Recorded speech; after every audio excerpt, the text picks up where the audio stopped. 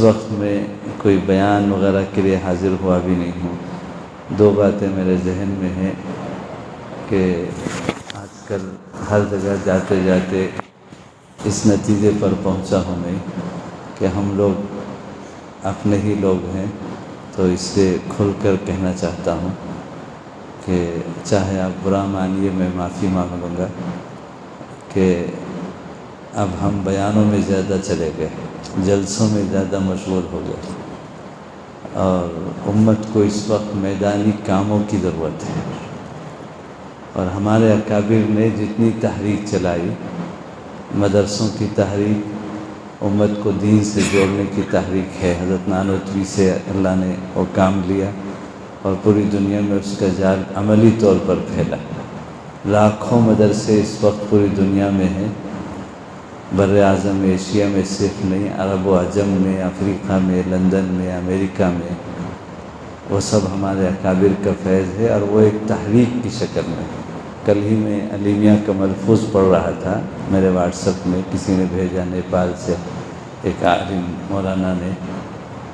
بہت مزہ آیا مجھے، کئی مرتبہ پڑھا میں نے اس ملفوظ کو۔ علیمیہ بڑے جلال کے ساتھ کہتے ہیں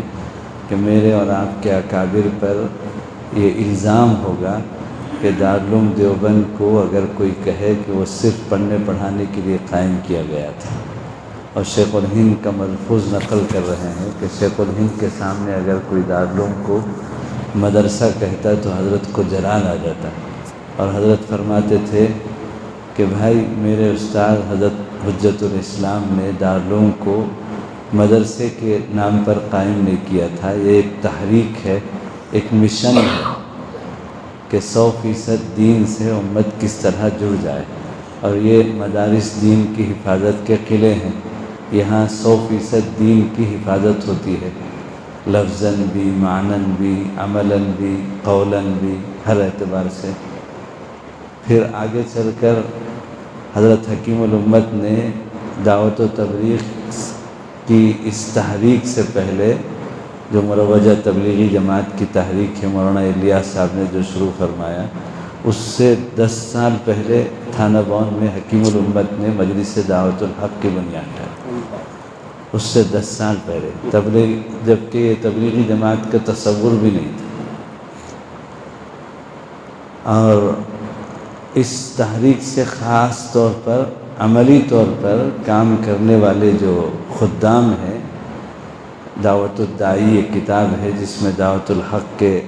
طریقہ کار کو حضرت حکیم الامت نے سمجھایا ہے، وہ کتاب آپ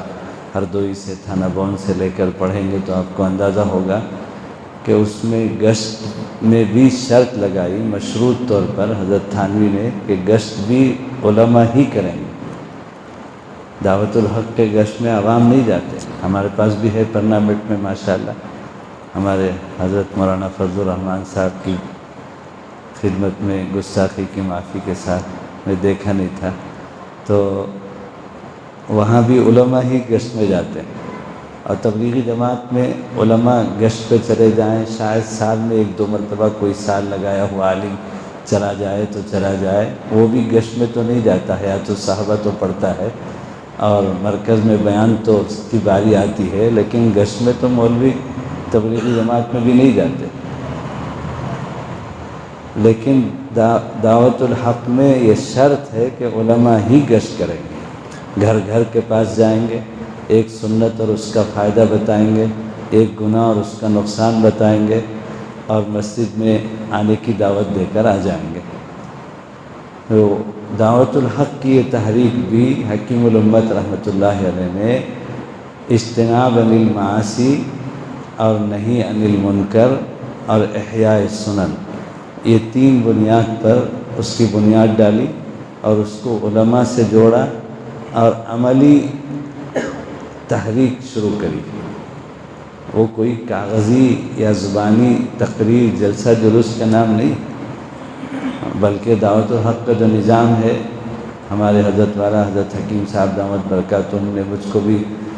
پرنامٹ میں چھوٹی سی ذمہ داری دی ہے۔ پرسوں بھی میں 4 دن پہلے پرنامٹ میں وسیع اللہ صاحب کے مکان پر دعوت الحق کے ماہانہ مشورے میں گیا تھا، تو 15 کام جو ہمارے ماہنامے میں آخری صفحے میں چھپتے ہیں دعوت الحق کے، آپ اٹھا کر دیکھیں گے تو یہ کام اس میں ملے گا، دعوت الحق کے اجتماع میں ماہانہ اصلاحی بیان، ماہانہ اصلاحی بیان، اصلاحی اجتماع میں جو عصر سے شروع ہو کر دوسرے دن اشراق تک چلتا ہے۔ اور یہ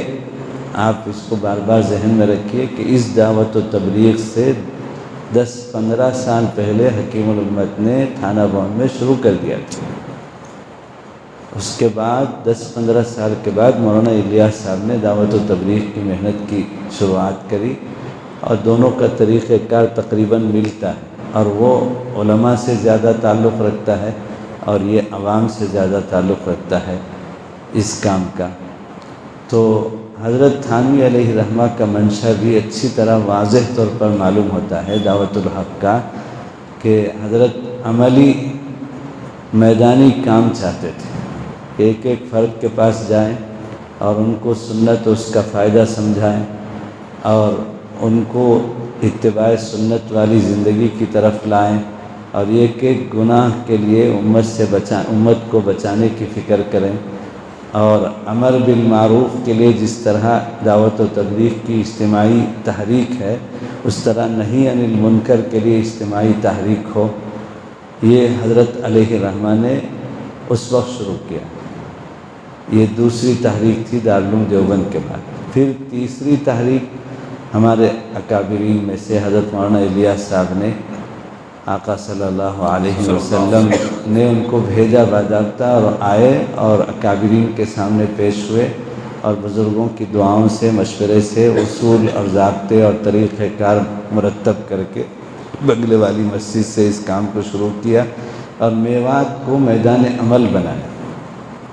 اور اس میں میرے شیخ اول حضرت فقیہ الامت مفتی محمود حسن صاحب گنگوئی رحمۃ اللہ علیہ 17 سال تک حضرت مولانا الیاس صاحب کے ساتھ انہوں نے میوات کے شروع زمانے میں کام کیا، اور میں نے براست اس کی کارگزاری حضرت فقیہ الامت کی زبان سے سنا ہے، میوات میں ماحول کیسے تھا اور کن مجاہدات کے حالات میں حضرت مولانا الیاس صاحب نے اور ان کے رفقا نے کام کیا، جس میں مفتی صاحب خود شامل تھے۔ تو وہ جو تحریک ہے دعوت و تبلیغ کی مولانا الیاس صاحب والی، وہ بھی خالص میدان عمل سے تعلق رکھتا ہے، میدانی تحریک ہے وہ۔ اور یہ اصول ہے جو دعوت و تبلیغ سے جڑے ہوئے ہیں وہ جانتے ہیں، عوام بھی، علماء بھی، پرانے بھی، کہ دعوت میں کہا جاتا ہے، مفتی عزیز الرحمن صاحب ہمارے یہاں تشریف فرما ہے، تو دعوت کے کام میں کہا جاتا ہے کہ دعوت کے کام میں بہترین سے بہترین اگر کوئی تقریر کرے اور اس کو نمبر دیا جائے کہ ان کی تقریر کا معیاری نمبرات یہ ہیں، تو عمدہ سے عمدہ تقریر کے لیے نمبر دعوت کے کام میں 0، یعنی اسے کوئی نمبر ہی نہیں ہے۔ دعوت کے کام میں اعلیٰ درجے کی تقریر اور جو ہے وہ مطلوب نہیں ہے۔ اللہ تعالیٰ صلاحیت دیتا ہے، طریقہ کار میں حسن کارکردگی یا جو ہے تاثیر اپنی جگہ پر ہے۔ بعض کی تقریر سے مجمع پر 100% اثر ہوتا ہے اور مجمع پورے کا پورا کھڑا ہو جاتا ہے خروج کے لیے، وہ سب اپنی جگہ پر ہے، لیکن اس کام میں تقریر کی اہمیت نہیں۔ میدانی طور پر ایک ایک فرد کے پاس جائیں، گشت اصل ہے۔ اور حضرت جی مولانا انعام الحسن صاحب رحمۃ اللہ علیہ فرمایا کرتے تھے کہ دعوت کے کام میں گشت کے کام کی حیثیت ریڑھ کی ہڈی کی طرح سے، کہ آدمی آنکھ کے بغیر، کان کے بغیر، ہاتھ کے بغیر، پیر کے بغیر، ایک گردے کے بغیر جی جا سکتا ہے، لیکن ریڑھ کی ہڈی ایک ایسا عضو ہے بدن کے اندر کہ اگر اس میں ایئر کراک بھی آ جائے، ہوائی کراک جس کو کہتے ہیں، تو انسان کا جینا مشکل ہو جاتا ہے، بیٹھے مشکل، لیٹے مشکل، جاگے مشکل، سوئے مشکل، کھائے مشکل، ہر پہلو پر اسے جان لیوا تکلیف ہوتی ہے، جس کے بیک بون جس کو کہتے ہیں انگریزی میں، ریڑھ کی ہڈی میں اگر کوئی اونچ نیچ ہو جائے۔ اور حضرت جی فرماتے تھے کہ گشت کے کام کی، اور گشت کا کام اتنا اہمیت کیوں رکھتا ہے کہ فرد فرد کی ملاقات ہے۔ مجھے یاد پڑتا ہے شاہ ہردوئی رحمۃ اللہ علیہ کا آخری وقت تھا، ہمارے اس حاضری کے بعد حضرت واپس ہردوئی تشریف لائے اور حضرت کی وفات ہو گئی، یعنی اتنا آخری وقت تھا، میں گیا تھا بمبئی میں فائن ٹچ میں، تو کسی کو ملاقات کی اجازت نہیں تھی۔ بہت ہی ظاہر بات ہے کہ بالکل مرض الوفات کا زمانہ تھا، تو بھائی جان وہاں تھے، اوپر حضرت کا قیام تھا، نیچے پورا حال عیادت کرنے والوں سے بھرا ہوا تھا، اور سب لوگ دعا کر رہے تھے، کسی کو ملاقات کی زیارت کی بھی اجازت نہیں تھی۔ حضرت کی حالت نازک تھی، بہت ہی نگہداشت میں حضرت چل رہے تھے۔ تو اس وقت میں جب میں پہنچا تو میرے شیخ اول حضرت فقیہ الامت، چونکہ حضرت شاہ ہردوئی رحمۃ اللہ علیہ کے استاذ تھے، تو اس نسبت کے لحاظ میں مجھے اوپر جانے کی اجازت دی گئی۔ میں گیا اور تھوڑی دیر تک، غالباً 10-15 منٹ تک تو بس حضرت لیٹے ہوئے تھے، میں بیٹھا ہوا تھا، دیکھ رہا تھا حضرت کو، اور کوئی بات چیت کا موقع نہیں ہوا۔ تھوڑی دیر کے بعد حضرت نے کروٹ بدلی اور آنکھ کھول کے مجھ پر حضرت کی نظر پڑی۔ پہلے سے میرا تعارف تھا، حضرت ہمارے علاقے میں تشریف لا چکے تھے، تو میں میزبان تھا، میں دعوت دے کر ہردوئی سے حضرت کو لایا تھا۔ تو حضرت نے فوراً اپنی آواز کے ساتھ میں بہت نقاہت کے ساتھ خیریت مزاج معلوم کیا، اور پھر اشارہ کیا تو بھائی جان آگے بڑھے اور گاؤ تکیے کے سہارے سے بٹھا دیا، پھر خاموش بیٹھے رہے۔ اب میں نے خاموشی توڑنے کے لیے کہ کچھ تو میں بات کروں، حضرت سے استفادہ ہو، مزاج کرسی اور دعا پڑھ دی میں نے، اسأل اللہ العظیم رب العرش العظیم ان یشفیک۔ پھر میرا ایک اشکال تھا جس میں ہم سب شامل ہیں، جنوب کے علاقے کا وہ اشکال ہے، اور عوام کا نہیں، خواص پر یہ اشکال ہے کہ علماء کا طبقہ یہ ذہنیت رکھتا ہے جنوب میں کہ فرق باطلہ جو براہ راست ایمان پر ڈاکہ ڈالتے ہیں، قادیانیت ہے، انکار حدیث ہے، شیعیت ہے، مہدویت ہے، شکیلیت ہے، فیاضیت ہے، گوہر شاہی ہے، یہ سب کفریہ فرقے ہیں، تو مودودیت ہے۔ تو اس سلسلے میں میرے شہر میں آدھا شہر وانمباڑی مودودیوں کا ہے، ملک میں شاید گنے چنے چند شہر ہوں گے جہاں مودودیوں کے مستقل مسجد ہیں، اور 24 گھنٹے کا مودودی نظام العمل اس مسجد میں چلتا ہے۔ مودودی صاحب کے خطبات پڑھے جاتے ہیں، اور ان کا امام مودودی ہوتا ہے، جامعۃ الاصلاح وہاں سے فارغ فلاحی ہوتے ہیں۔ تو 3 مسجدیں میرے شہر میں ہیں، وانمباڑی میں، مودودیوں کی، وہاں مستقل انہی کے کارکردگی ہوتے ہیں، ان کے مقرر یوسف اصلاحی صاحب، فلاں صاحب، جلال الدین انصر صاحب علی گڑھ سے، ان لوگوں کو بلایا جاتا ہے، اور تفسیر بالرائے کے درجے میں نوجوان پینٹ شرٹ کے ساتھ ٹیبل چیئر میں بیٹھ کر تفسیر کرتا ہے۔ یہ سب نظام ان کا چلتا ہے۔ تو مجھے خود اس کا بڑا واسطہ پڑتا تھا، تو ایک ذہن میں بات آئی کہ جب بھی ہم کچھ کام کرنا چاہتے تو ہمارے شہر کے علماء ہی ہمارے لیے رکاوٹ بنتے اور کہتے کہ بھائی ان کو مت چھیڑو، ان کو جیسے ہیں ایسے رہنے دو، چھیڑنے سے یہ بڑھ جاتے ہیں۔ تو جب ہماری برادری رکاوٹ بن رہی ہے تو ہم کو کام میں پریشانی ہوتی تھی، پھر بھی جیسے تیسے کر کے ہمارے جو اساتذہ تھے ان کے سرپرستی میں ہم کام کرتے تھے۔ باقیات الصالحات کے شیخ الحدیث مفتی شمس الدین بجلی کے خسر میرے استاد محترم مولانا اقبال صاحب قاسمی، جو مفتی عبدالرحیم صاحب پلمنیر حضرت جلال آبادی رحمۃ اللہ علیہ کے خلیفہ ہوئے، ان کے نسبتی بھائی ہوتے ہیں ہمارے مولانا عرفان الدین صاحب اور مولانا فضل الرحمان صاحب وغیرہ، جانتے ہیں ہمارے علاقے کے جید عالم تھے۔ ہم ان کی سرپرستی میں ان کے مشوروں سے کام کرتے تھے۔ تو ہمارے شہر میں ایک جلسہ ایسا بھی ہوا مودودیوں کے خلاف میں، اس اشتہار کا عنوان تھا، یہ آج سے 20-25 سال پہلے کی بات میں کہہ رہا ہوں، مجھے یاد آ رہا ہے کہ اس اشتہار میں اتنا موٹا، جیسے مولانا مزمل صاحب رشادی کا نام لکھا جاتا ہے، اتنا موٹا بالکل، تو اسی طرح سے جو ہے اس اشتہار میں لکھا گیا تھا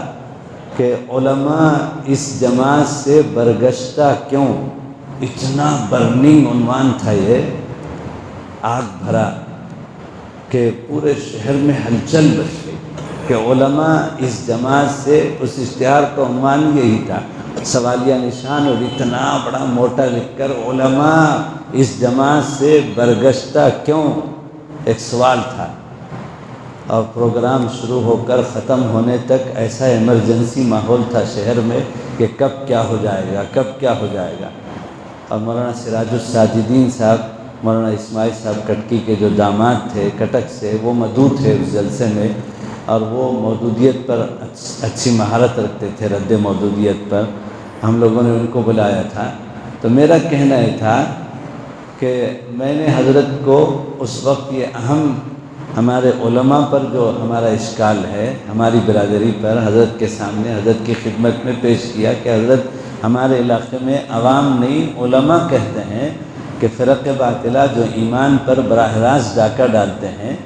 ان کے خلاف کام نہیں کرنا چاہیے، ان کو اگر چھیڑا جاتا ہے تو اور بڑھ جاتے ہیں، ان کو علی حالی ہی چھوڑ دینا چاہیے۔ تو اس آخری وقت میں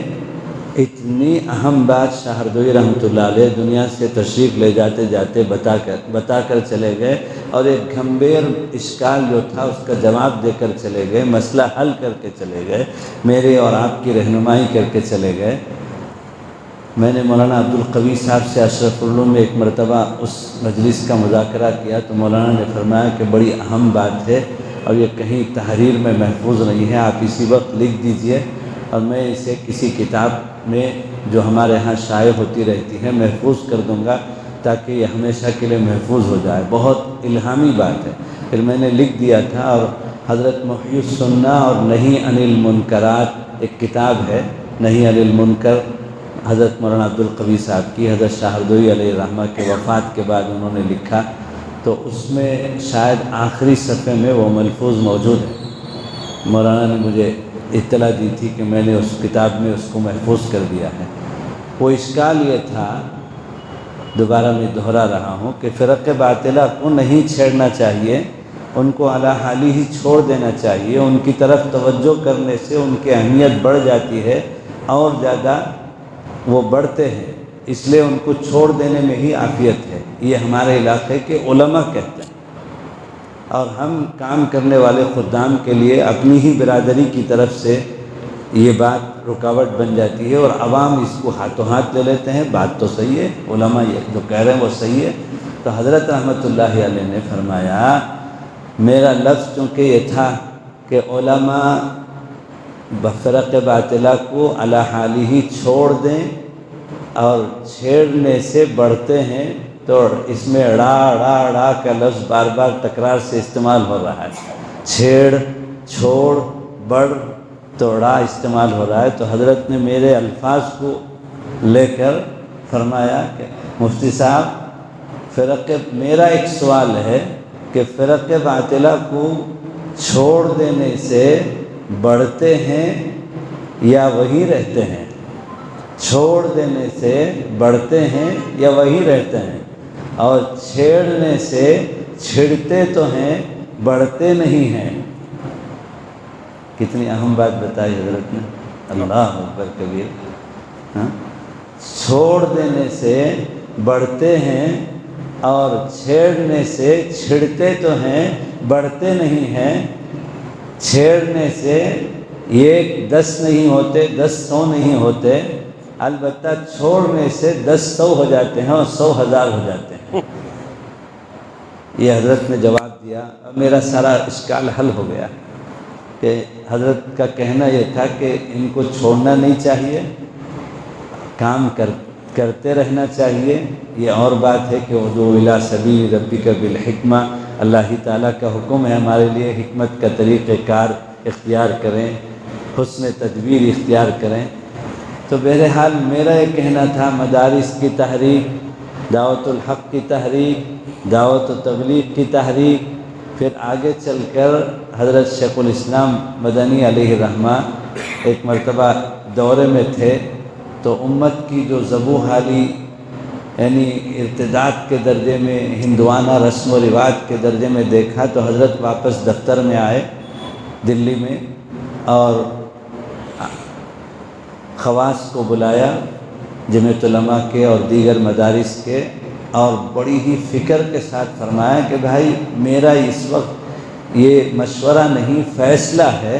کہ جمعیت علماء کے تمام شعبوں کے کاموں کو تھوڑی دھیمی کر دی جائے اور رفتار اس کی دھیمی کر لیں، اور سب لوگ جنگی پیمانے پر دھن کے درجے میں گاؤں گاؤں گلی گلی نکڑ نکڑ میں مکتب قائم کرنے کی تحریک میں لگ جائیں۔ اسی کا نام آج دینی تعلیمی بورڈ ہے جو 75 سالہ ہے، اور وہی موقع تھا کہ حضرت مولانا سید محمد میاں علیہ الرحمہ کو حضرت مدنی نے حکم فرمایا، تو دینی تعلیم کا رسالہ جو 12 جلدوں میں ہے، بہترین عمدہ کتاب ہے سہل انداز میں، جس میں عقیدہ بھی ہے، عبادات بھی ہے، سب کچھ ہے اس میں آج بھی۔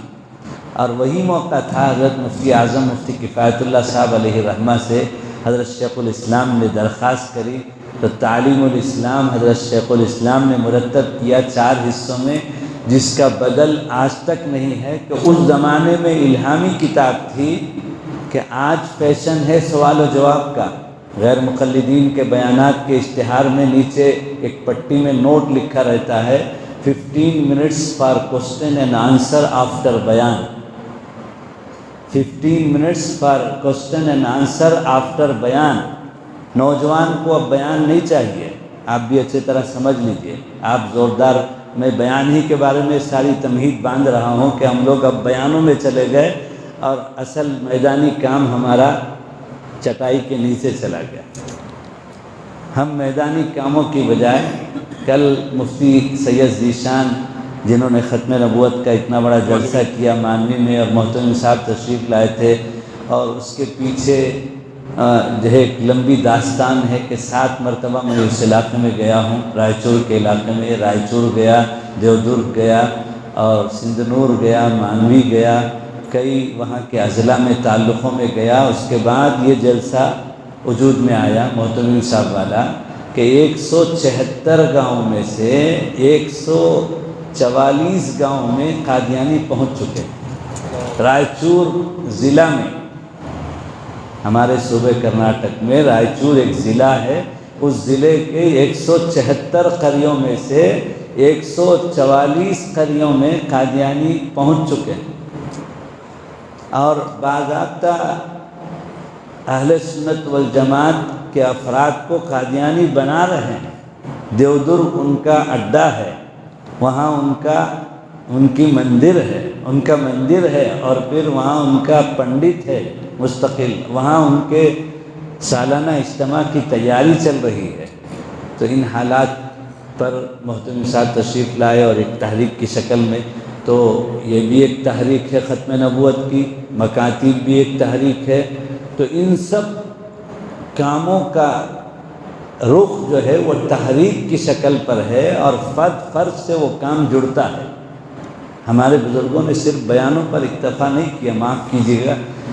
میں اگر فیصد میں تجزیہ کروں تو 100% میں سے 75% تو ہمارے اکابر نے جو طریقہ دیا کام کرنے کا وہ میدانی کام ہے، اور 25% تقریریں ہیں، جلسے ہیں، بیانات ہیں۔ اور آج ہم لوگوں نے اس کا الٹا کر لیا ہے کہ 75% تو بیان، تو مفتی ذیشان کے بارے میں ذکر کر رہا تھا، ان کا ایک مضمون آیا ہے، علماء کا ایک گروپ ہے اس میں، کہ ہم بڑی دھواں دار تقریریں کرتے ہیں کہ امت میں رسم و رواج کی بنیاد پر، شادی بیاہ میں اسراف و تبذیر پر لاکھوں روپے پانی کی طرح سے بہہ رہا ہے، فضول خرچیوں پر، رسم و رواج پر جو ہے قابو پانے کی تدبیریں کی جانی چاہیے۔ لیکن خود تقریر کرنے والے علماء جو اپنے اصلاح معاشرہ کے جلسے کرتے ہیں، ان جلسوں میں کتنے لاکھوں روپے خرچ ہوتا ہے اسٹیج سجانے میں، اور جو ہے کھانے پینے میں، شادی محلوں میں، ہم بھی تو شادی محل اب استعمال کرنے لگے جلسوں کے لیے، تو ماشاءاللہ مولانا کو نیند آ رہی ہے۔ تو بہرحال جو ہے ایک تو مدارس کی تحریک، پھر دعوت الحق کی تحریک، پھر دعوت و تبلیغ کی تحریک، پھر مکاتب قرآنیہ کی تحریک، پھر ختم نبوت کی تحریک، یہ جتنی تحریکیں ہیں سب تحریک ہے، مشن ہے، فکر ہے، کانسیپٹ ہے جس کو انگریزی میں کہتے ہیں، یہ کوئی فارمولہ نہیں ہے۔ اور ان سب تحریکوں کا تعلق براہ راست فرد فرد سے ہے، امت کے۔ تو آج ہم کو دوبارہ اسی ترتیب پہ واپس لوٹ کر جانا ہے۔ میں دو باتیں جو آپ کے پاس لے کر آیا ہوں، اور اسی کے لیے میں نے مفتی عزیز الرحمن صاحب سے بھی کہا تھا، مولانا عبدالرزاق صاحب شاید نہیں ہیں یہاں پر، تو ان کو بھی میں نے فون پر کہا تھا جب یہاں کا نظام شاہباد کا طے ہوا کہ میں گلبرگہ آنا چاہتا ہوں اور علماء کے ساتھ تھوڑی دیر بیٹھنا چاہتا ہوں۔ اس وقت دو باتیں میرے ذہن میں بہت زیادہ اصرار کے ساتھ ہے، اور اس سلسلے میں ہم کام کر رہے ہیں عملی طور پر، میں وہ سنانا چاہتا ہوں۔ ایک تو یہ ہے کہ ان سب کاموں کے لیے اکابر کا جو سب سے بڑا ترکہ اور ورثہ ہم کو ضروری ہے وہ ہے استغنا۔ ان سب کاموں کے لیے زبردست جو رکاوٹ ہے وہ مالیات کا مسئلہ ہے۔ ائمہ کمیٹیوں کے ساتھ جکڑے ہوئے ہیں، مدرسین مدرسوں کے کمیٹیوں کے ساتھ جکڑے ہوئے ہیں، اور ان کے حدود ہیں، وہ اتنا وقت مدرسے میں دینا ہے، منٹ منٹ کا حساب ان کے ساتھ ہے۔ امت جہنم میں جا رہی ہے، مدرسے کے اندر اس کی گنجائش نہیں ہے۔ حضرت حافظ عامر صاحب سے معافی کے ساتھ اور جو ہے محترم صاحب کے جملے میں دہرا دوں میری تائید کے لیے کہ مجھے ضرورت کیوں ہو رہی ہے یہ بات کہنے کی۔ اس دن محترم صاحب نے کہا تھا 2500 علماء تھے مانوی میں، کہ اب زمانہ اس رخ پہ جا رہا ہے، محترم صاحب کے الفاظ ہیں مفتی ابوالقاسم صاحب کے، کہ اب ہم کو مدرسوں کے نظام العمل میں ہر مدرس کو گھنٹہ 2 گھنٹہ امت کے درمیان جانے کی گنجائش رکھنا ضروری ہے۔ یہ بھی ایک ہمارے حفاظت دین کے قلعے مدرسوں کا کام ہے کہ ہم اپنے نظام العمل میں گھنٹہ 2 گھنٹہ ہر مدرس امت کے درمیان میں جائے اور امت کے درمیان کے حالات کا حل دے، ان کو ان کے ایمان کی حفاظت کی مختلف تدبیریں کریں۔ تو اس میں سب سے پہلی بات جو ہے جو مجھے کہنا ہے وہ مالی رکاوٹیں ہیں اور استغنا۔ تو ہمارا ایک نسخہ ہم بھول گئے ہیں جو تکرار کے ساتھ تمام نبیوں کا نسخہ تھا، پارہ 19 میں ہر نبی کے ایک ایک رکوع پر تذکرے کے ساتھ کہا جا رہا ہے ما اسألکم علیہ من اجر ان اجری الا علی اللہ۔ یہ والا نسخہ ہم کو اپنانے کی ضرورت ہے۔ یہ کیسے ہوگا؟ میں نے بتایا تھا کہ میں ابھی 1 مہینے پہلے بھٹکل گیا تھا مولانا الیاس بھٹکلی کی دعوت پر، عشاء کے بعد جم کر 4 گھنٹے کی نشست تھی، اور 1000 میرا اندازہ ہے اس سے زیادہ ہی رہے ہوں گے علماء تھے، 1000 سے زیادہ تھے۔ تو اس دن جو بینر لگا ہوا تھا وہ بینر کا عنوان یہ تھا کہ علماء خود کفیل کیسے بنے، علماء خود کفیل کیسے بنے۔ اور یہ جو درمیان میں لاک ڈاؤن والا مسئلہ آیا کووڈ-19 کا، تو اس میں تو کھلم کھلا تجربہ اور مشاہدہ ہو گیا کہ کئی علماء نے بہار کے علاقے میں خودکشی کر لی مدرسوں میں تنخواہیں بند ہونے کی وجہ سے۔ اب آیا پرسوں اشتہار میں ایک نوجوان عالم نے کانپور تو معروف و مشہور شہر ہے، علمی شہر ہے، وہاں ایک کانپور شہر کے نہیں ہیں شاید، وہ کنارے پر آؤٹر میں کسی مسجد میں چھوٹی سی امامت کرتے تھے، تو لوگ جمعہ کے دن جب نماز کے لیے مسجد پہنچے، مفتی صاحب آپ کے علم ہے یہ واقعہ، تو پہنچے تو امام صاحب ندارت، تو تلاشی ہوئی تو امام صاحب کے کمرے میں پنکھے سے امام صاحب لٹکے ہوئے پھانسی کے ساتھ خودکشی کر امام صاحب۔ تو اب یہ صورتحال آ گئی، 5-6 ہزار میں. یہ اور بات ہے کہ ہمارے اکابر نے ہم کو جو تربیت کے لیے نصیحتیں کی ہے سر آنکھوں پر ہے کہ ہماری، اور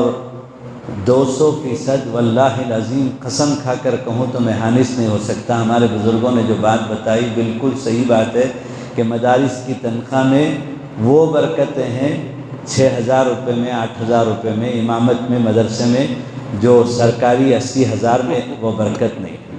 اور ہماری گاڑی تو اللہ چلاتے ہیں، اور ہم کو مسجد والے مدرسے والے جو دیتے ہیں وہ ہماری ضرورت بھی پوری نہیں ہوتی. وہ ہمارا بدلہ تو ہے ہی نہیں، ہمارا بدلہ تو وہ ہے ہی نہیں. ہم جو خدمت کر رہے ہیں اس کا بدلہ تو سوال ہی نہیں اٹھتا. ہماری ضرورت پورا کرنے کے درجے میں ہم کو لینے پر جبر ہے،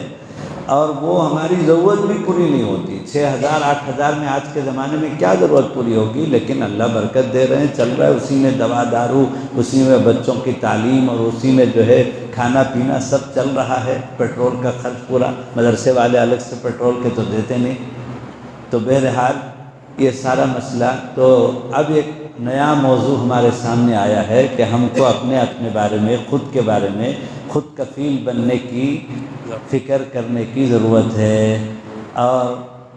اسی کا نام استغنا ہے. اور استغنا بہت بڑی عظیم دولت ہے دینی خدام کے لیے کام کرنے کے لیے، حق پرستی کے لیے، میدان پر جمنے کے لیے، اور جو ہے کسی کی ملامت سے بے پرواہ ہو کر دین کا کام کرنے کے لیے، اور عوامی جکڑ بندیوں سے نکل کر احقاق حق کے لیے ہمارے لیے استغنا بہت بڑی دولت ہے. اس کے لیے ہم کو تو اس دن وہی عنوان تھا، اور مذاکرہ ہوا بیان کے بعد، اور 2-3 کمپنیوں کا تعارف کرایا گیا، اسٹیل کی کمپنی کا اور ہیلو گریس کی کمپنی کا. اور پھر اسی طرح سے وہاں اس علاقے میں ناریل کی پیداوار بہت زیادہ ہے، تو ناریل کے پاؤڈر کو ایکسپورٹ کرنے کا، باہر ممالک میں بھیجنے کا 4-5 کمپنیاں پہلے سے مولانا الیاس بھٹکلی نے تیار کر رکھا تھا، اور اس کے افراد متعین تھے. انہوں نے مائک پر آ کر ان کمپنیوں کا تعارف کرایا، اور پھر اخیر میں شیئرز کے فارم تقسیم کیے گئے. فارم بنا ہوا تھا کہ 10,000 روپے سے ایک شیئر شروع ہوگا، اور آخر میں 4-5 کمپنیوں کے بعد ناریل کے پاؤڈر والی کمپنی کا آغاز کرنا طے کیا گیا، اور 10,000 روپے کے شیئر سے فارم تقسیم کیے گئے. تو اسی مجمع میں تقریباً جو آخر میں اس کو جمع کیا گیا، جو لوگوں نے لکھ کر دیا فارم میں کہ کوئی 10 شیئر لے رہا ہے، کوئی 5 شیئر لے رہا ہے 50,000 روپے کے، کوئی 3 شیئر لے رہا ہے، کوئی 1 شیئر لے رہا ہے، کوئی 20 شیئر لے رہا ہے. تو پوری جو جمع کردہ رقم جو اسی نشست میں جمع ہوئی وہ تقریباً 35 لاکھ روپے جمع ہو گئی. اور ایک گروپ بنی ورکنگ پارٹنر کی، اور ایک گروپ بن گئی سلیپنگ پارٹنر کی. سلیپنگ پارٹنر یہ سب علماء تھے. مجھے بھی وہاں کچھ کہنے کا موقع دیا گیا، پہلے سے موضوع مجھے بتا دیا گیا تھا، میں اسی کے لیے موجود تھا. تو حکیم الامت علیہ الرحمہ کا ایک ملفوظ بہت اہم اس سلسلے میں، اور حضرت نے دارالعلوم دیوبند میں جس وقت وہ سرپرست تھے، اور سرپرست کا مطلب شاہردوئی کے الفاظ میں برکتاً نہیں، حرکتاً، پورے اختیار کے ساتھ. تو حضرت تھانوی کو جب سرپرستی پیش کی گئی شورا کی طرف سے، تو حضرت نے باضابطہ جوابی تحریر بھیجی تھی کہ اس کی وضاحت ہو جائے یہ سرپرستی حرکتاً ہے یا برکتاً ہے. اگر برکتاً ہے تو اس کا میں مستحق نہیں ہوں، اگر حرکتاً ہے تو بندہ حاضر ہے. تو حضرت باضابطہ دخیل تھے. تو اس زمانے میں حضرت نے آج سے 80 سال پہلے، آپ اندازہ لگائیے، آج کے حالات لاک ڈاؤن کے بعد کے اس وقت نہیں تھے. اس زمانے میں علماء کی خود کفالت کے لیے فراغت سے پہلے دارالعلوم دیوبند میں، یہ سب فضلاء ہمارے جانتے ہیں دارالعلوم کے، جو آنکھوں سے دیکھ کر آئے ہیں، 3 خود کفالت کے شعبے حضرت نے شروع کروائے، حضرت حکیم الامت نے. ایک تو سلائی کا آج بھی ہے، اس میں جو ملازم ہیں ماسٹر اختر صاحب، وہ 75 سالہ ملازم ہیں. ابھی اسی سال دارالعلوم نے ان کو ریٹائرڈ کیا ہے. وہ کہتے ہیں کہ اتنے محتمموں کو میں نے بھیجا ہے دارالعلوم سے. میں کبھی کبھی ان کے پاس جا کر بیٹھتا ہوں، پرانے آدمی ہیں، تو دارالعلوم جب جاتا ہوں تو وہ کہتے ہیں کہ مفتی صاحب میں نے کتنے محتمینوں کو بھیجا ہے دارالعلوم سے، دفتر اہتمام سے، تو 75 سال سے، تو 90 سال ان کی عمر ہے، اسی سال ریٹائرڈ ہوئے ہیں۔ تو سلائی کا شعبہ آپ اندازہ لگائیے کہ کتنی حلال کمائی ہے۔ ایک کرتا پاجامہ اگر عالم سل لے روزانہ تو 800 سے 1000 روپے نقد پیسے مل جاتے ہیں، اور سلائی میں کبھی ادھار نہیں چلتا۔ کوئی آدمی جبہ سلا کر 6 مہینے کے بعد پیسے دوں گا تو 6 مہینے کے بعد ہی جبہ لے کر جائیے بولیں گے، ہے نا، اور اسے چاہیے کل عید ہے اور آج ہی جبہ چاہیے، اور وہ کہے گا کہ 6 مہینے کے بعد پیسے دوں گا۔ ادھار کا سوال ہی نہیں اٹھتا، نقد ہے۔ اور حضرت رحمۃ اللہ علیہ نے الہامی طور پر علماء کے لیے پوری علماء کی شان اور مقام کو باقی رکھتے ہوئے سلائی۔ میرے ایک ساتھی ہیں مفتی ابو جندل صاحب، مظفر نگر میں شیخ الحدیث ہیں، دونوں بخاری پڑھاتے ہیں، اور 8 سال سے رمضان میں میری درخواست پر ہمارے شہر وانم باڑی میں آتے ہیں، قرآن سناتے ہیں، بہت شاندار پڑھتے ہیں، اور 2 مسجدوں میں ظہر میں اور تراویح کے بعد تفسیر بھی کرتے ہیں۔ وہ کہتے ہیں کہ میں تو صاحب نصاب نہیں ہوں، مدرسے کی تنخواہ لیتا ہوں، کھاتا پیتا ہوں، خرچ ہو جاتا ہے، کچھ بچتا نہیں، لیکن میری بیوی صاحب نصاب ہے اور وہ زکوٰۃ نکالتی ہے۔ تو میں نے کہا کیا بات ہے؟ تو کہہ رہے ہیں کہ وہ سلائی کا کام کرتی ہے، اپنے گھریلو کام کاج کے ساتھ روزانہ 1 یا 2 جوڑا آسانی سے سل لیتی ہے۔ احاطے مدرسہ میں ایک ٹیوڑا مدرسہ ہے قاسم العلوم، وہاں 2-2.5 ہزار طلبہ ہیں، تو مدرسے کے احاطے میں مکان ہے، طلبہ کے کرتا پاجامہ اساتذہ کا سب کا چلتا رہتا ہے سال بھر، تو اتنا پیسہ اس کے پاس جمع ہو جاتا ہے کہ وہ صاحب نصاب ہو جاتی ہے اور ہر سال زکوٰۃ نکالتی ہے۔ تو ایک شعبہ تو حضرت نے شروع کیا۔ دوسرا شعبہ حضرت نے جلد سازی کا۔ ابھی جب بھٹکل گیا تو جامعہ اسلامیہ جو وہاں کا 50 سالہ حضرت شاہ ہردوئی کے خلیفہ، حضرت شاہ وسیع اللہ صاحب الہ آبادی کے خلیفہ، جنہوں نے جامعہ اسلامیہ بھٹکل کی بنیاد ڈالی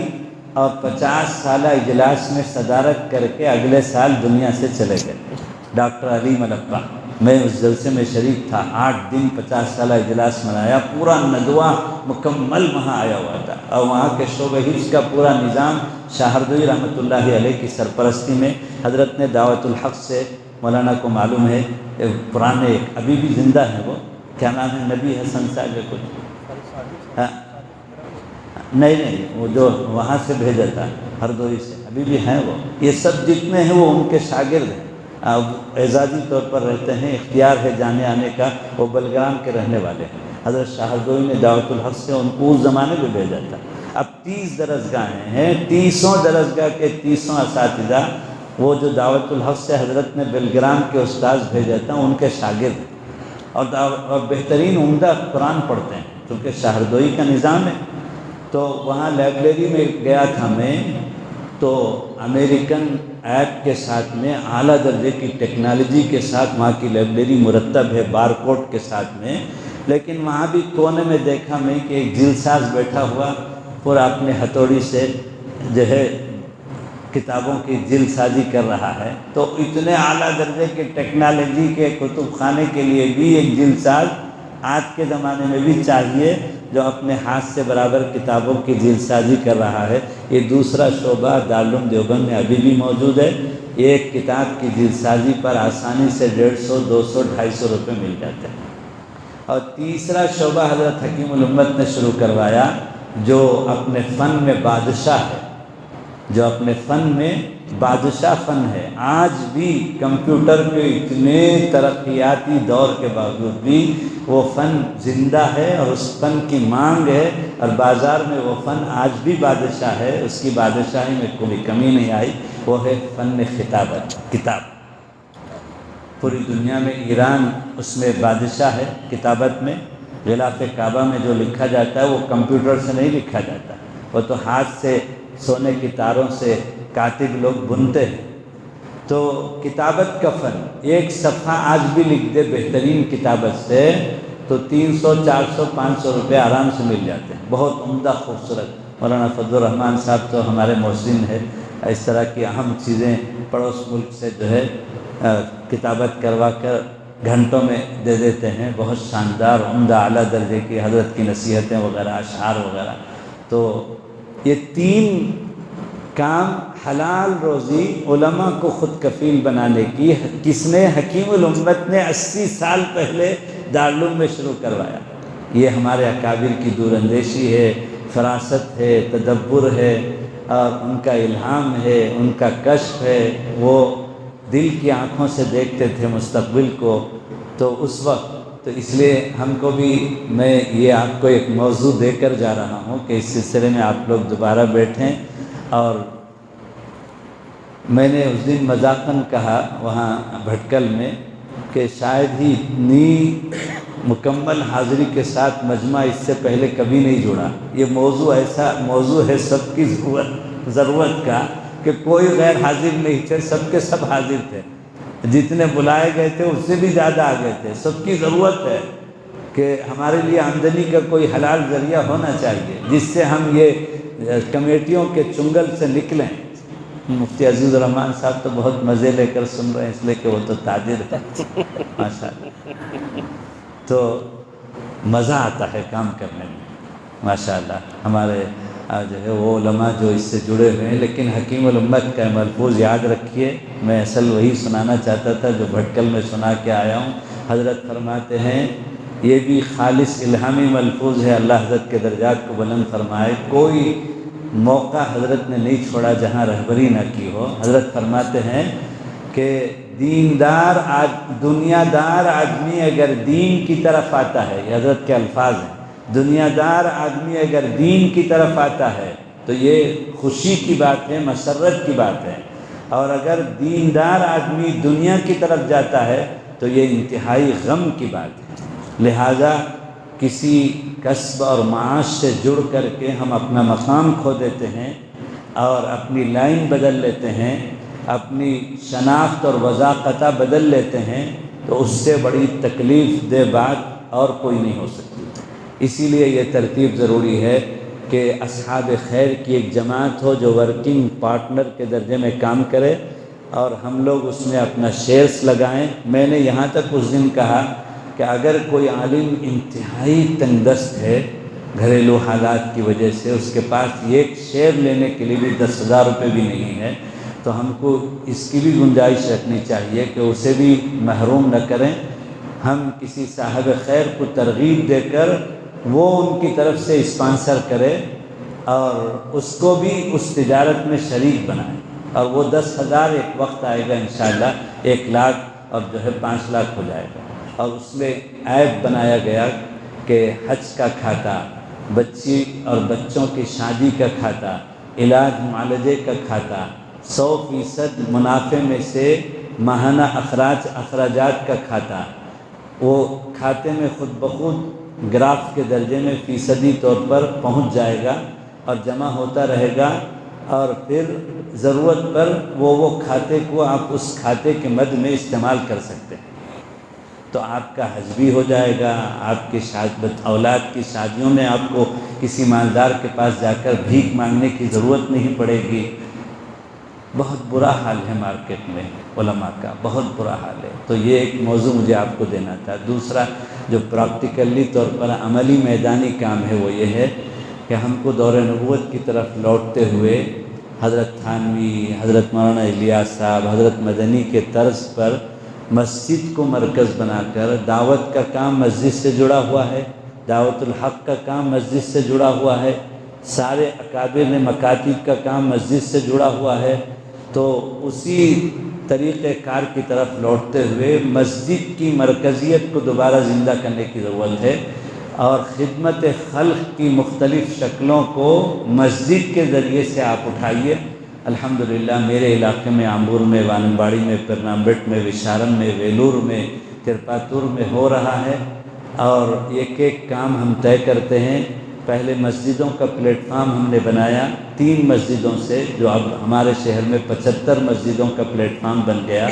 تنظیم مساجد اہل سنت والجماعت وانمباڑی، تنظیم مساجد اہل سنت والجماعت پرنامبٹ، تنظیم مساجد اہل سنت والجماعت آمبور۔ پھر اس تنظیم کا مشورہ ضروری نہیں کہ گلبرگہ کے 300 مسجدیں کل ہی جڑ جائیں،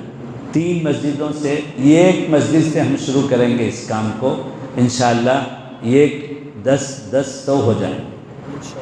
یہ ایسا پیارا اور عمدہ بہترین کارگر نظام ہے کہ لوگ خود بخود جڑتے جائیں گے۔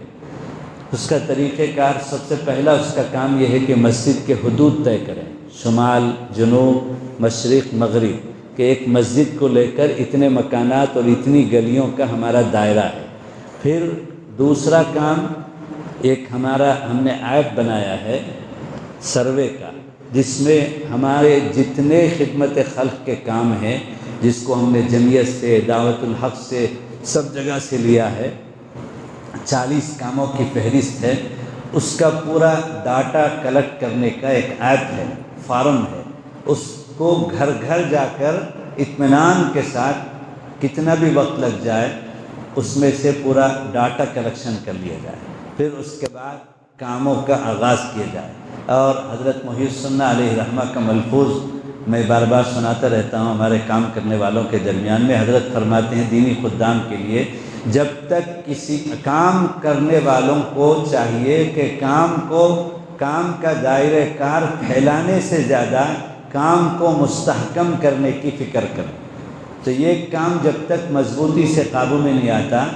تب تک آگے دوسرے کام کی طرف ہم جلدی نہیں کریں گے۔ تو سب سے پہلا کام، جتنے ہمارے اس ملک کے آئیڈینٹیفیکیشن کے کام ہیں، آدھار کارڈ ہے، ریشن کارڈ ہے، ID کارڈ ہے، اور اسی طرح سے ہیلتھ کارڈ ہے۔ ابھی ایک مولوی میرے شاگرد انگول کے، ان کی بیوی کو پیٹ میں ٹیومر ہو گیا، تو انہوں نے مجھے فون کیا روتے ہوئے، وہ سادات میں سے ہیں، مولانا اسماعیل حضرت کے پاس بھی گئے ہیں میرے ساتھ، علی گڑھ میں بھی، تو کہ بیوی کو تکلیف ہو گئی، ہسپتال سے رجوع ہوئے تو ڈاکٹر نے وجے واڑہ جانے کے لیے کہا۔ وجے واڑہ کے ایک بڑے ہاسپٹل میں اسکیننگ وغیرہ کے بعد ڈاکٹر نے کہا کہ ٹیومر ہے، 3 گڈھے ہیں، ڈلہ جسے ہم کہتے ہیں، پھوڑے، پھنسیاں، اور اس کو آپریشن فوری ضروری ہے، ابھی اسی وقت ایڈمٹ ہو جاؤ، اور 20 لاکھ روپے کا پیکیج ہے۔ تو ایک مولوی، اور وہ بھی سادات، جس کے پاس زکوٰۃ کا مد نہیں ہے، جس کے لیے صدقے کا مد نہیں ہے، وہ کہاں سے 20 لاکھ روپے لائے گا بیوی کے لیے، آپریشن کے لیے؟ تو انہوں نے مجھے فون کیا، تو میں نے جو ہے سوچا کہ کوئی حل نکلنا چاہیے، جس کی بیوی کے ساتھ یہ مرحلہ گزر رہا ہو، میرے شاگرد ہیں، مجھے بہت احساس ہوا، میں فکر مند ہوا، تو پھر میں نے حیدرآباد بلایا ان کو، اور ہمارے حضرت کے جو ہے منظور نظر حضرت قاری صاحب رحمۃ اللہ علیہ کے معتمد جہانگیر بھائی کو لگایا کہ جہانگیر بھائی یہ میرے شاگرد آپ کے پاس پہنچ رہے ہیں ان کی رہبری کے لیے۔ تو جہانگیر بھائی کے پاس پہنچنے سے پہلے ان کے کوئی رشتہ دار ہیں بابا نگر میں، ان کے واسطے سے وہ کسی اور ہسپتال میں گئے، تو ان ہسپتال والوں نے کہا ہم 10 لاکھ روپے میں آپ کا پیکیج پورا کر دیں گے، 10 لاکھ کم کر کے آدھا۔ تو بہت بڑی بات ہے کہ 20 کو 10 کر دیا انہوں نے، لیکن 10 بھی کہاں سے لائیں گے؟ تو پھر جہانگیر بھائی نے ایک اچھے سے عیسائی ہسپتال کے پاس پہنچ کر، جو سرکاری ہیلتھ کارڈ کے نظام سے جڑا ہوا ہے، سالانہ 1000 کروڑ 1500 کروڑ ایسے مریضوں کا علاج کر کے حکومت سے وہ لوگ اسکیم کے تحت حاصل کرتے ہیں، جو سرکار نے ہر شہری کے لیے 5 لاکھ روپے تک کے علاج کا جاری کیا ہے، وہ اتفاق سے ان کا بھی تھا، ان کی اہلیہ کا بھی تھا۔ تو جہانگیر بھائی نے وہ کارڈ کے ذریعے سے ان کو اس ہسپتال میں انٹری کرائی، اور بہترین علاج ہو گیا 1 ہفتے کے اندر، اور 10-15 ہزار روپے خرچ ہوئے، بس 10-15 ہزار روپے خرچ ہوئے، بس 20 لاکھ روپے کا پیکیج۔ آپ بتائیے کہ کل میں تانڈور میں تھا، وہاں وہ عبداللہ اظہر ہیں، جمعیت سے جڑے ہوئے ہیں، طاہر قریشی کے بیٹے، تو انہوں نے بتایا کہ اب ہم جنگی پیمانے پر 40 قریوں کو ٹارگٹ کر کے مولانا عبدالقوی صاحب کے حکم پر اطراف تانڈور کے ہم قریے قریے میں ہیلتھ کارڈ بنا رہے ہیں، اور اب تک 700-800 کارڈ بنا چکے ہیں۔ کل میں ان کو بلایا تھا کارگزاری سننے کے لیے مدرسے میں، مفتی صاحب کے ہاں، عتیق الرحمن کے ہاں، تو بہت خوشی ہوئی مجھے۔ یہ ہے میدانی کام۔ تو پہلے آئیڈینٹیفیکیشن کا کام، اس میں آپ ایک جو ہے اپنی مسجد کی کمیٹی میں سے 2-3 افراد کو یا محلے کے افراد میں سے 2-3 افراد کو لے کر آپ کو میدانی طور پر اس کام میں بالفعل اترنا پڑے گا، اور وہ 40 کاموں کو آہستہ آہستہ کر کے انہی میں سے بیواؤں کا وظیفہ ہے، راشن کٹ ہے، انہی میں سے بیماروں کا علاج ہے، انہی میں سے ڈراپ آؤٹ بچوں کو پھر سے تعلیمی سلسلے سے جوڑنا ہے، انہی میں سے سود سے بچانا ہے امت کو۔ تو اس کا طریقہ کار اتنا آسان اللہ تعالیٰ نے ہم لوگوں کی رہبری کری کہ اس کی فنڈنگ کے لیے آپ کو FCR لینے کی ضرورت نہیں ہے کہ فارن سے آپ جا کر لندن سے افریقہ سے کلیکشن کر کے لائیں گے،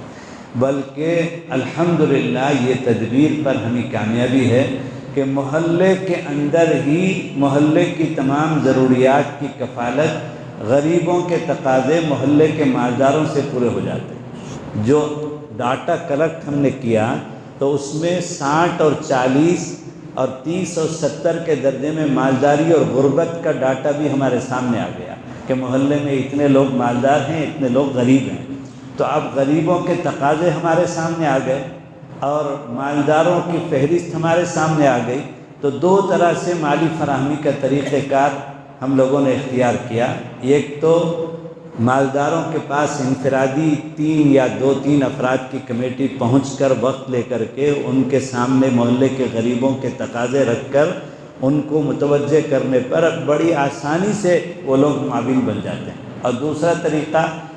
4 جمعہ میں سے مسجد میں سے 1 جمعہ کا چندہ ہم نے اس خدمت خلق کے نظام کے لیے طے کیا ہے ساری مسجدوں میں۔ دوسرے 3 جمعے مسجد کی ضروریات کے لیے، مدرسے کے سفراء کے لیے، 1 جمعہ صرف ہماری خدمت خلق کے کاموں کے لیے۔ تو الحمدللہ یہ 2 مالی فراہمی کا نظام آسانی کے ساتھ، اور اب تک ہمارے شہروں میں، میرے فون میں ہے، کوئی دیکھنا چاہے تو میں دکھا سکتا ہوں کہ 22 کام الحمدللہ اس 40 کی فہرست میں سے ہماری مسجدوں سے ہو رہا ہے۔ اور یہ کام ماہانہ مشورے میں طے ہوتا ہے، 1 مہینے میں یا 2 مہینے کے بعد یا 3 مہینے کے بعد اس کام کی استحکام اور مضبوطی کے بعد تو اگلا کام کرتے ہوئے 22 کام تک ہم پہنچ چکے ہیں الحمدللہ۔ اللہ کا کرم ہے، احسان ہے، اور اس کا بڑا نقد فائدہ یہ آیا کہ مسجدوں سے محلے والوں کا رجوع بڑھ گیا کہ مسجد سے ہماری بشری ذاتی پریشانیاں دور ہو رہی ہیں۔ مسجد صرف نماز کی جگہ نہیں ہے نا، مسجد ایمان بچانے کی جگہ ہے، اور قاد الفقر ان یکون کفر، آقا صلی اللہ علیہ وسلم نے فرمایا ہے کہ فقر کی وجہ سے آدمی کفر میں جاتا ہے۔ تو یہ 2 نظام میں آپ کو بتانا چاہتا تھا۔ ایک تو وہ پہلے والا خود کفالت کا، اس سلسلے میں بھی آپ لوگ علماء گلبرگہ غور کریں، اور اس سلسلے میں مولانا فضل الرحمن صاحب سے، مفتی عزیز الرحمن صاحب سے، اور بھی حضرات ہوں گے جن کے نام میں نہیں جانتا، خاص طور پر میں توجہ چاہوں گا کہ آپ حضرات اس سلسلے کو آگے بڑھائیں، اور بالکل اکابر کے نہج پر رہتے ہوئے۔ اور حضرت مولانا امیر الہند سید ارشد مدنی صاحب نے یہ نیپی کا مسئلہ ایک مرتبہ زیر غور تھا جمعیت علماء کی میٹنگ میں، ابھی جمعہ کو میں وہاں حاضر ہو کر پھر حضرت کے پاس علی گڑھ گیا تھا جمعیت علماء کی کل ہند عاملہ میں، تو اس وقت جو ہے